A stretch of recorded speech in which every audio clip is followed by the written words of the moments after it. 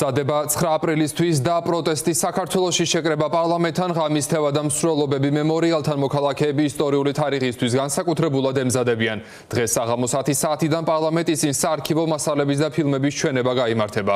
უფრო მეც ჩემი კოლეგა ლიზი ვეკუა მოუყვება ფორმულას მაყურებელს. ლიზი გისმენთ. 8 და 9 აპრილს მოვლენების ეპიცენტრი კვლავ რუსთაველის გამზირი პარლამენტის მიმდებარე ტერიტორია, უფრო კონკრეტულად კი 9 აპრილის მემორიალი იქნება. 8-სა და ასევე 9 აპრილსაც ძალიან ბევრი რამ არის დაგეგმილი სამოქალაქო საზოგადოების მხრიდან, თუმცა საუბარს დავიწყებ სინდისის პატიმრების მშობლების ინიციატივით. ისინი წელსაც გასული წლის მსგავსად შეიკრიბებიან 9 აპრილის მემორიალთან საღამოს 12 საათიდან და ღამეს გაათევენ მიაგებენ პატივს 9 აპრილს დაღუპული გმირების სულს და ისინი კვლავ შეეცდებიან რომ არ მიუშვან ქართული ოცნების წარმომადგენლები 9 აპრილის მემორიალთან. ასე მოხდა გასულ წელს, თუმცა სინდისის პატიმრების ოჯახის წევრების ნაწილი ამბობს რომ მათ შეუძლიათ რომ ქართული ოცნების წევრებს დაუსვათ კითხვები, ისინი თუ გაბედავენ და მოვლენ 9 აპრილის მემორიალთან არ იქნება მათთვის ეს ყველაფერი პრობლემა. კითხავენ ქვეყანაში მიმდინარე მოვლენებზე, 9 აპრილის მოვლენებზე და საუბრებიან მათ, თუმცა სინდისის პატიმრების ოჯახის წევრები თვლიან რომ ქართული ოცნების წარმომადგენლები ამ ყველაფერს გასული წლის მსგავსად ვერ გაბედავენ და ისინი როგორც გითხარით შეკრებას დაიწყებენ 12 საათიდან მთელი ღამის განმავლობაში დარჩებიან. აქ ასევე მიაგებენ პატივს 9 აპრილს დაღუპულ გმირებს და გაუშვებენ სხვადასხვა ფილმებს, ისაუბრებენ მათთან დაკავშირებით.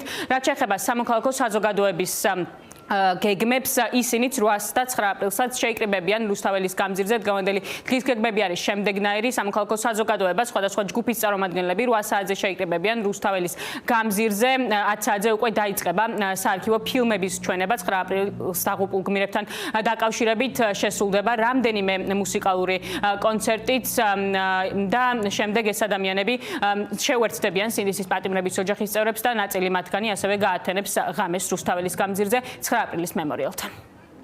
წელს ვიმეორებთ იგივეს, ჩვენ ვიკრიბებით 9 აპრილის მემორიალთან ღამე და გავათენებთ იქ არა მარტო რა თქმა უნდა პატიმრის ოჯახის წევრები, არამედ ძალიან ბევრი ქართველი და პატივს მივაგებთ 9 აპრილის დაღუპულებს. ამაღამ ღამის თებით შევხვდებით გამთენიას 4 საათზე იქნება პარაკლისი და პატივს მივაგებთ იმ ახალგაზრდებს, იმ გოგო ბიჭებს, ვინც ჩვენ დამოუკიდებლობა მოგვიტანა და 27-დან მეტი წლის მერე ეს დამოუკიდებლობა ისევ დავკარგეთ. დღეს რუსთაველზე საზოგადოება ვიხსენებთ და ვიგონებთ იმ ადამიანებს, რომლებიც სიცოცხლის შეწირეს დამოუკიდებლობის ბრძოლაში და ასევე ვიხსენებთ იმ თარიღს, იმ მნიშვნელოვან თარიღს, როდესაც საქართველოს დამოუკიდებლობა აღსდგა 91 წელს.